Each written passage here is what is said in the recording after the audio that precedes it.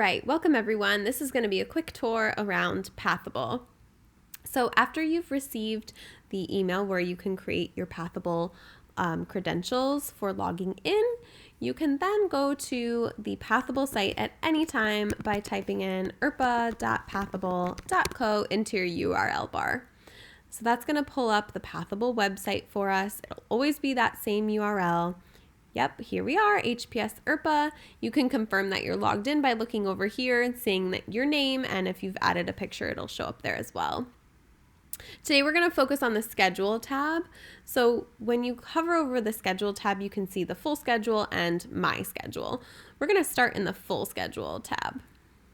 I'm going to go ahead and click on that, and this is going to bring up the full meeting agenda with all of the sessions listed.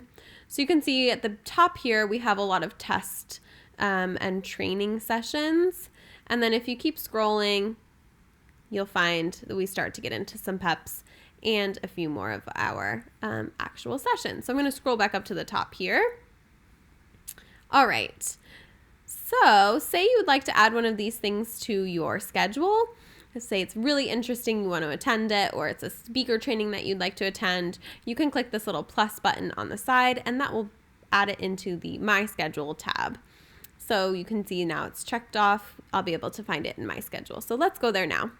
Go to My Schedule, and in the My Schedule tab, you will be able to see anything that you've manually added with that plus button, as well as anything that you are a chair or a speaker for. Those are automatically going to populate in for you. So you can see I have Cassidy Test Webinars up here because I'm the chair of it. It's showing up. For me, I didn't need to add it manually. Now down here is my speaker training that I manually added with that check button. So say that you accidentally add something, you don't want it in your schedule anymore. You're just going to simply go back to that check button and it'll turn into an X, and then you can click it and it's gone. For today, we'll focus on this little test webinar I've set up for us. So when you find the session that you'd like, that you're about to enter into, you'll just click on that box and it's going to take you to this page. So over here you'll have the test webinar, the name of it. If there are any other speakers or chairs, their names will all be listed here as well. And then over here, you can see that there's a start meeting. It might say join meeting for you, depending on your status, speaker versus chair. Or if you see a countdown clock, that just means you're there a little bit early. So Pathable allows you to go ahead and start the meeting 20 minutes beforehand. So if you're there any earlier than that, you're going to see a countdown clock instead. You can see down here that I've started a chat message. This is the chat feature that we'll be using during the sessions.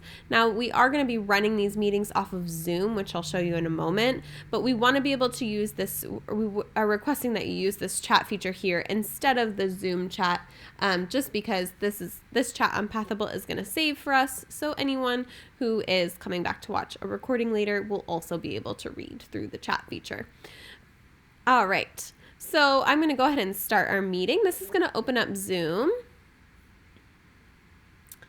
can see it opens up. You can see my face. I'm going to go ahead and hide my video for the rest of this one.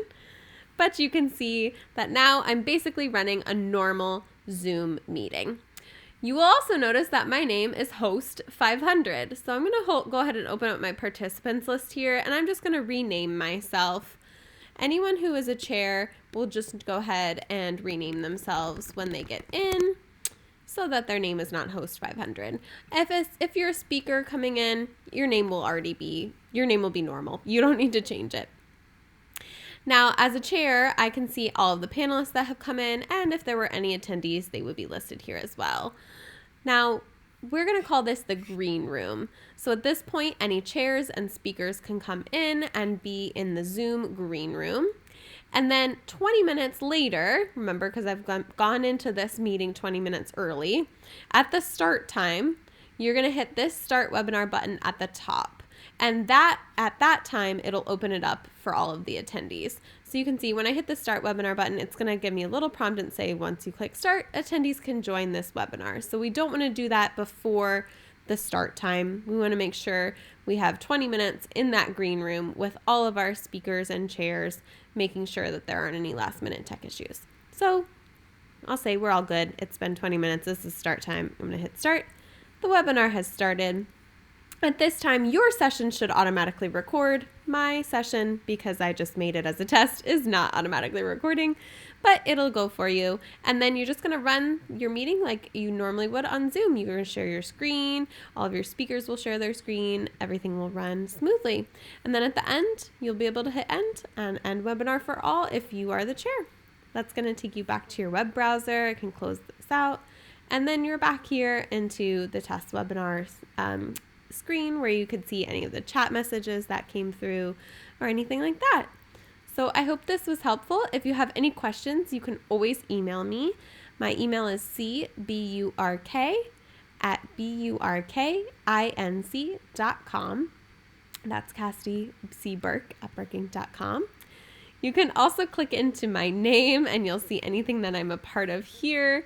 You can also go to this social tab over here and get connected with people that way. So I hope this was helpful and we're excited to see you all soon.